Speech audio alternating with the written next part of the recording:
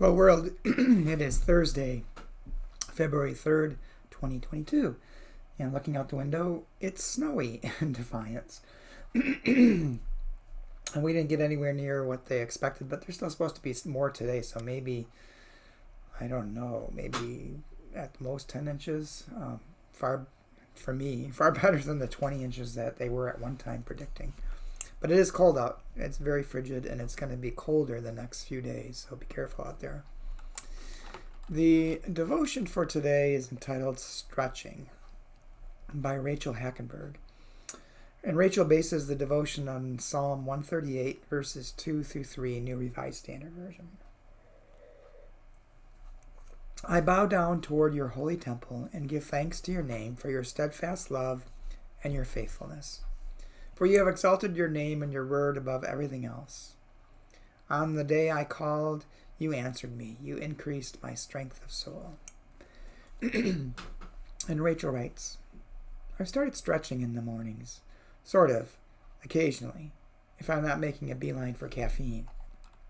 Easy, manageable, yoga-ish positions without the mats and cute outfits. Just me in my sweats, gazing down at the dirt in my living room rug and up at the cobwebs along the crown molding. Then an inelegant roll, and now my bum's against the couch, legs propped up against the armrest, and I'm making pathetic grunts as my hamstrings stretch. On my better days, I try to pray through my stretches more than I groan. Most days, I just groan. But after my head rush clears from returning upright, I notice the miracle. Looseness, deepening breath. Shoulders drop from my ears to their rightful resting place. Increased energy in the moment and throughout the day.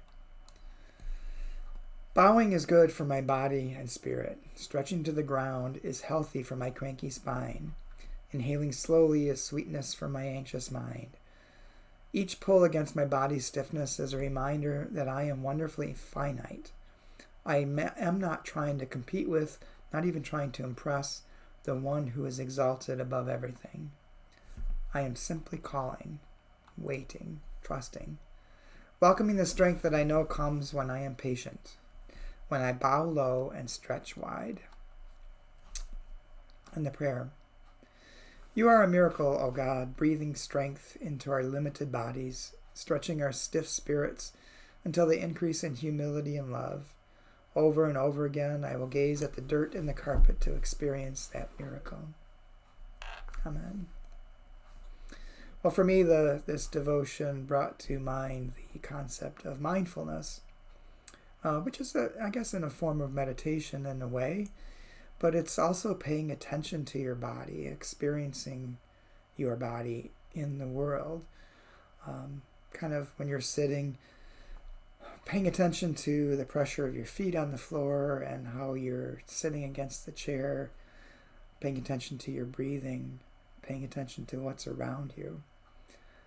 And I think in a way that helps us to experience God and to be aware of ourselves and to be aware of our environments and other people around us, and to understand that we are an integral part of everything that is around us. We are not a separate being, but we are one with the world and one with God.